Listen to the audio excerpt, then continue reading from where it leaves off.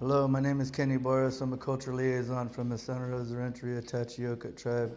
And today we have behind us is a display that we had brought to the Carnegie Museum for teachings and let the outside communities come and see what was created by the Santa Rosa Renteria Tachi people. Um, Behind us, you see the topo map shows the outlining of the California, the Central Valley, the foothills. You got the from the east and the west side, and then we have the Tulare Lake. They have it marked as Tule right here, but this is the home of the Tachi Yokut people as well as other natives that were in the area. We had like 5 or 6 different tribes around the lake, or 3 main tribes around the lake, which was Tachi Yokut and the Natunutu. But there were other villages around the outer layer of the Central Valley too. But the Yokut was on the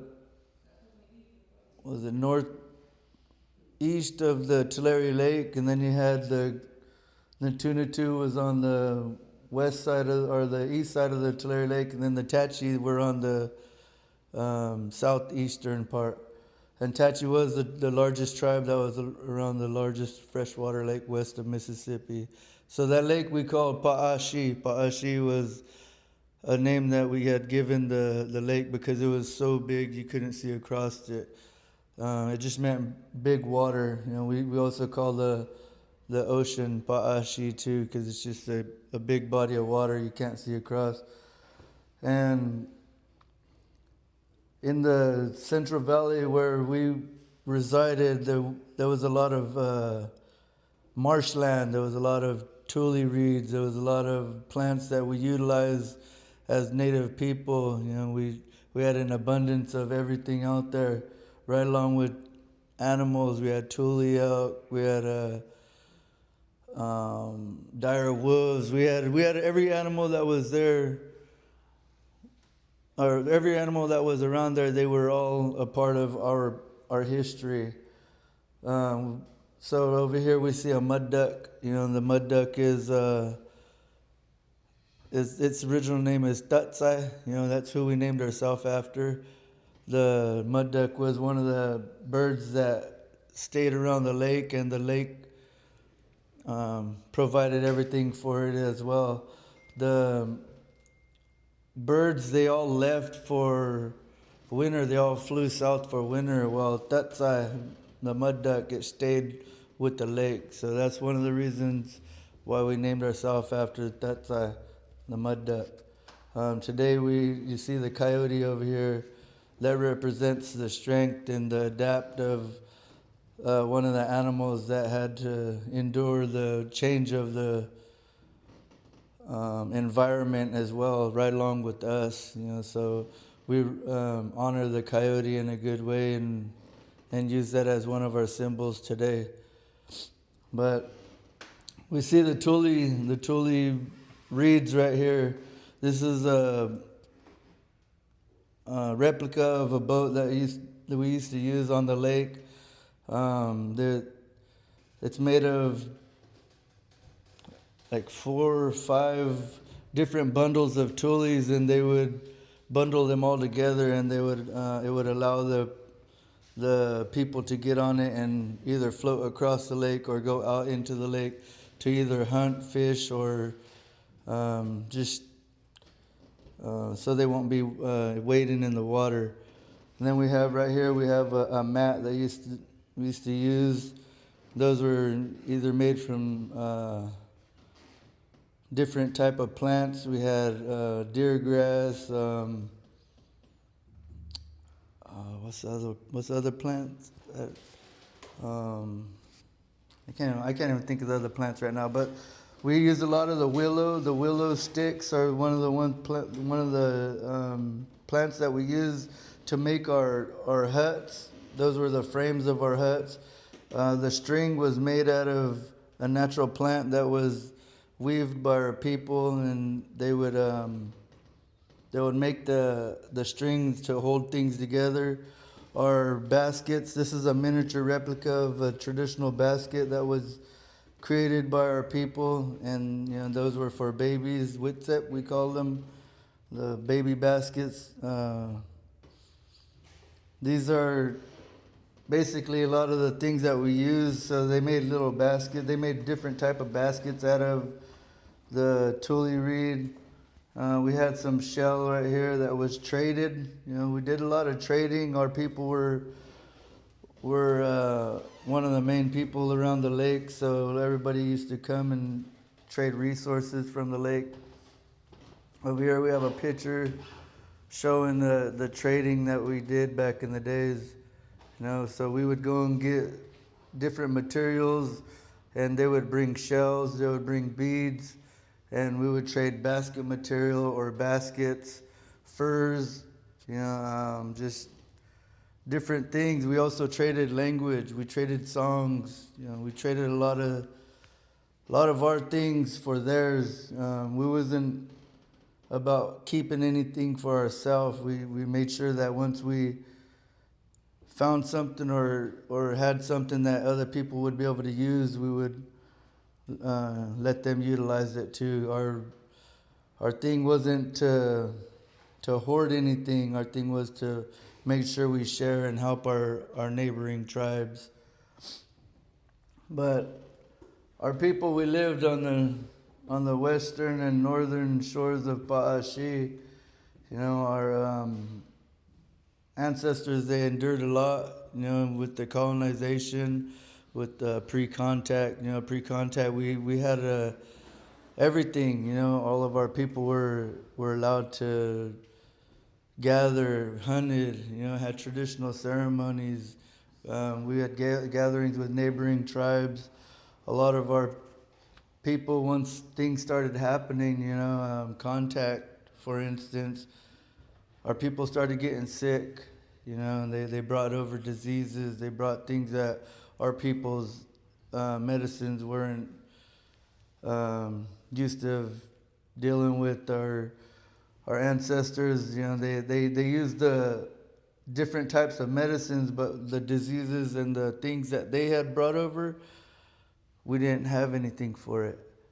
Our things were being destroyed. All of our food sources, they brought over cattle. The cattle, they ate the same things as us. And that's when their livelihood would started destroying ours. Their things were coming over. Their thing was to come over here and take over not just the land but the water.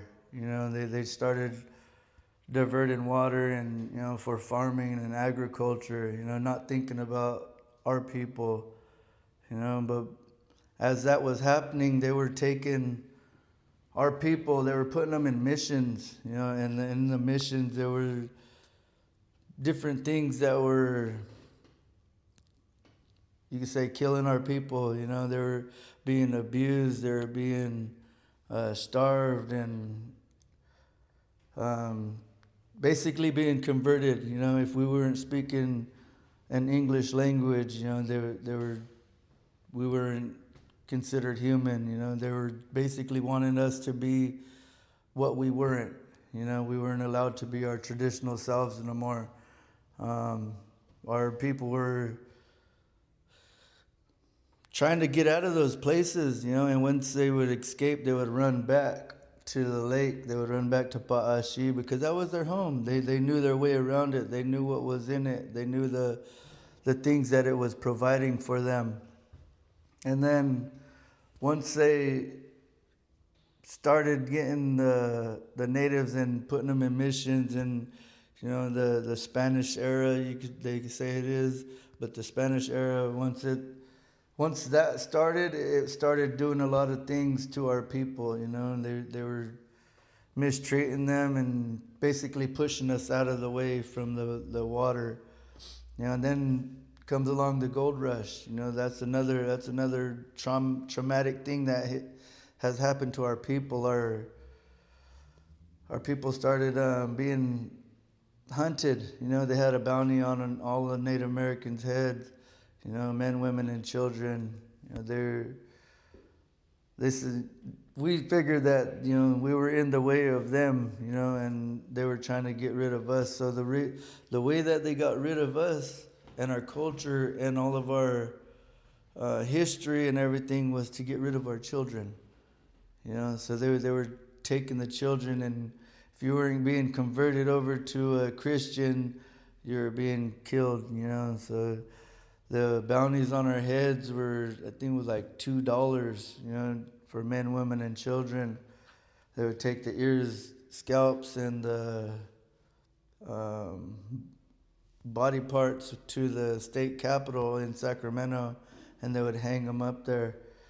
It didn't just happen to our tribe. It happened to a lot of different tribes that were around, in the Central Valley, as well as in California. But the gold was something that had caused this to happen. Our people, they endured a lot. They were being hunted. They were treated very badly. They were putting us in different camps. We went from being around the lake, and living our lives, and then they started pushing us off into every different area. We ended up in Kalinga areas, the Kalinga foothills, and from there they found oil, and once they found the oil, they pushed us off there, and they put us down in the valley where we are today, where we reside as Tachi Yokuts. The village that they had put us on, I don't know if they knew or not, but it's considered the village of Wiyu, and that right there is the village that we stay on today. I have really no regrets about being there. It was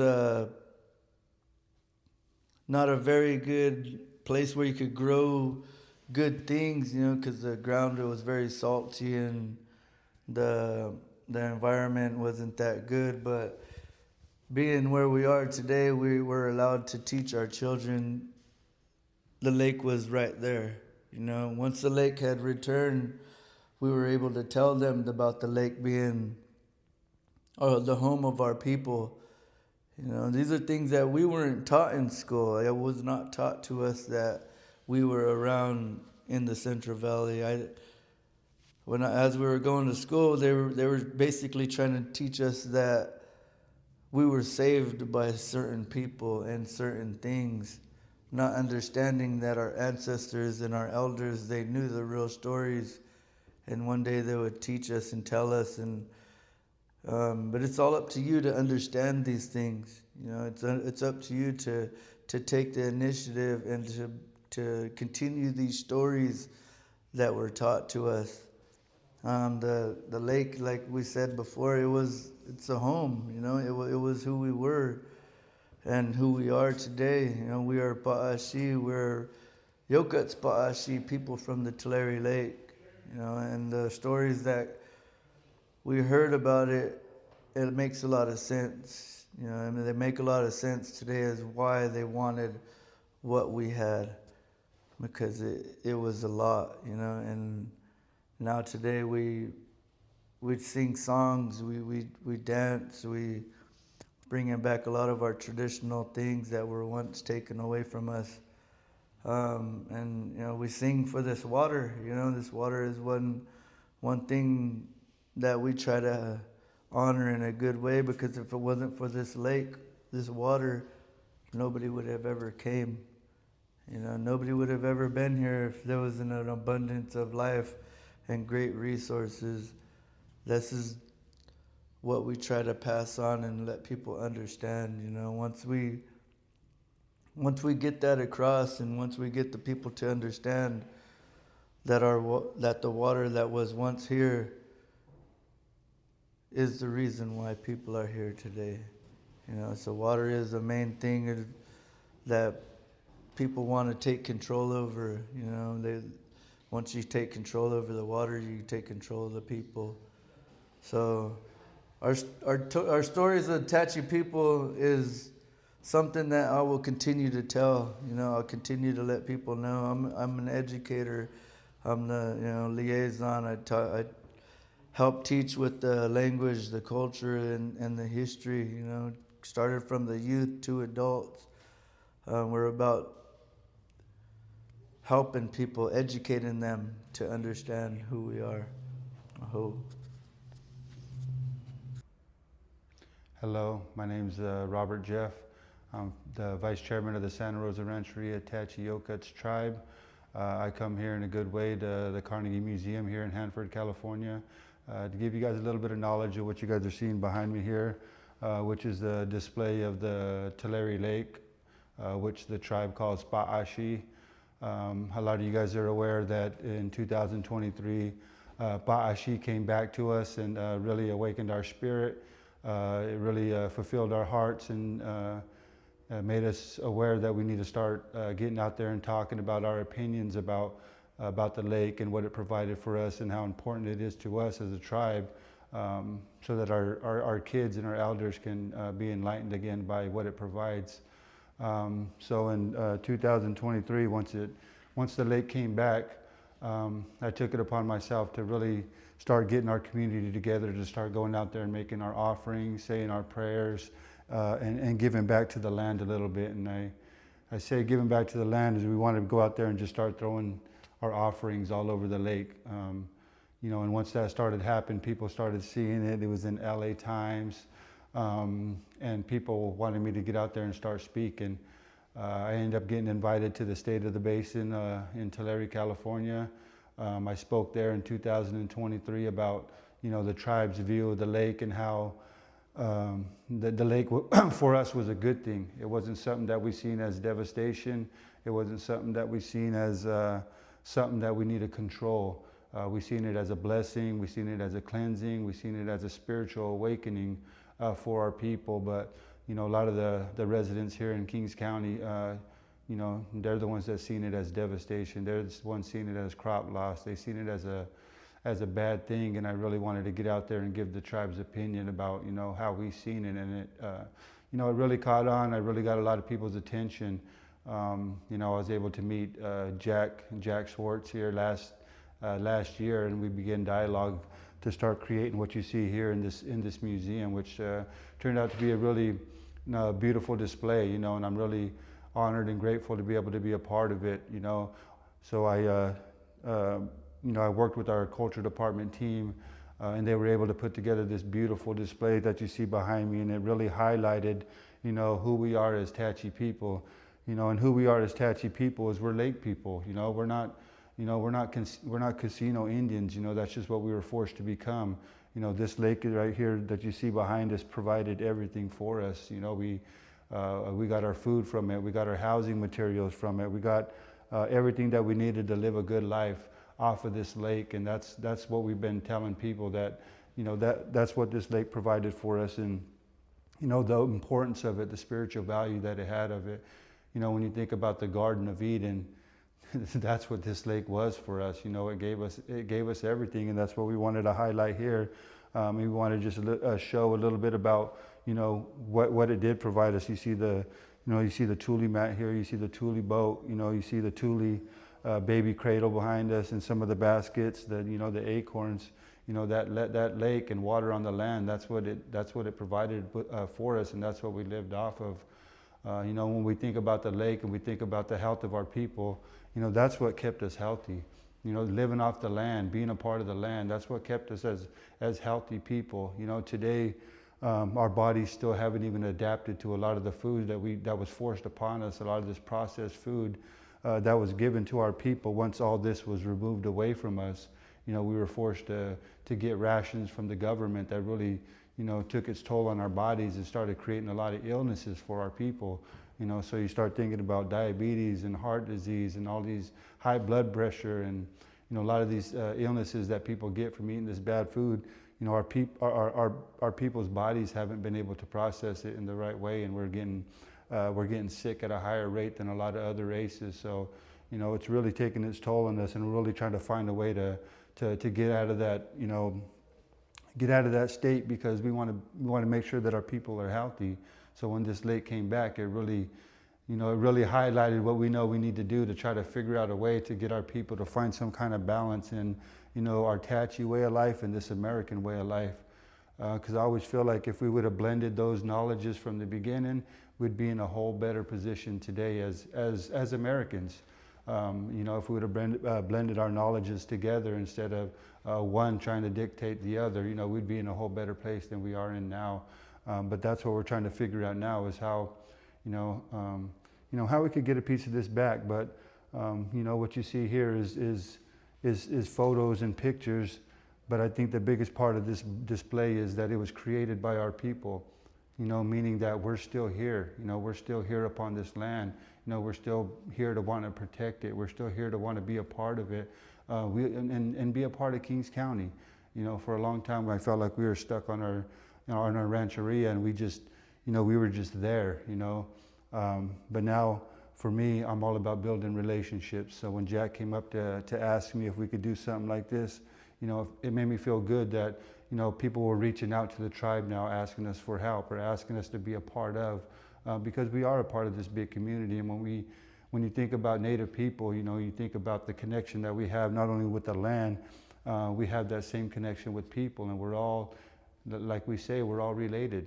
So being able to be a part of the bigger Kings County or the bigger California, to start showcasing who we are as Native people and who we are as Tachi people, Kings County residents, Lemoore residents, that's who we are as Native people today, and I take pride in that. I really want to show people here in Kings County that we still have those big hearts that we had back in the day.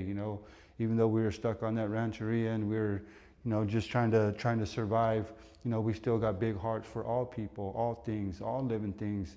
And I feel like that's what this display is doing, is really showcasing who we are as Native people, the past, and I know we're going to get into the future later, but I mean, this is a really important piece to us because, hey, it's here in Hanford, it's here in our county being displayed for all of our residents here, and anybody else that wants to come out here to Hanford to view something very special. And you see a lot of these other displays, that showcases the resilience of the people here in Kings County, and we're a part of that.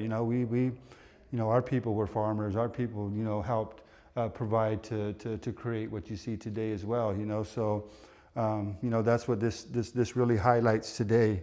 When you look at this big beautiful map that they have in the background, it's just so beautiful. And when I first seen it, I just see the vibrance of it. I see the lake look like it's just there, and it just needs to be there. You see the mud duck right there standing by it, and it really tells its own story. Like even seeing that bird there, that bird belongs there. Just like we feel like that water belongs there. The tule reeds belong there.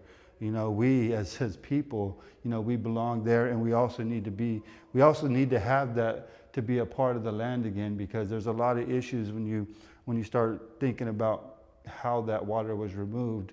We know that it has to be there to help us balance ourselves here as Kings County residents, because we had the biggest freshwater lake west of the Mississippi, and it just got wiped out. So when it came back, thinking about the devastation it caused, it caused a lot of devastation. I could admit that, but it also caused a lot of awakening for a lot of people. Like, oh my God, there was a lake here. It was that big. So people started really learning about what used to be here. What was and what could even become even later on in the future. So, it was a really good time in 2023 to really highlight, what you see behind us here today, and really, talk about the importance of it. And that's just exactly what I've been doing, is really trying to, since 2003, really get out there and speak about us as Tachi people, us as Pa'ashi people. And I spoke at the State of the Basin in 2023. I went back in 2024. And even though I ain't going to speak here in 2025, I'm still going to be a part of it, because, that's what really highlighted my vision for me, to understand that, more people need to get involved and start talking about how we can create this valley, or how we could create Kings County to make it a special place for all of us. We all live here. We all got ancestors buried here now. So what are we going to create to make this beneficial for all of us? You know, we all live here now. So, I mean, what are we going to do with it? And you know, I think the biggest piece to all this is that we go back to our prayer again. All my relations. You know, I'm talking about each and every one of the people here in Kings County, the plants, the animals. I mean, everybody, everything. And that's what we wanted to create here. We want to get everybody to understand that, you know, this lake is not only important to us, it's important to all of us. You know, it's important to everything. And you know, just looking at these old maps and, you know, some of these old narratives that we got here on the wall, you know, that speaks volumes, you know, but, you know, we got to look at what can become, you know, what can become if we just, you know, let the land do what it needs to do. You know, we gotta learn how to live with the land and stop trying to control it. We gotta be a part of it, but most importantly, we gotta all know that it's gonna do what it's gotta do for itself. But when it does that, it's gonna provide for all of us. And that's all I have to say on this.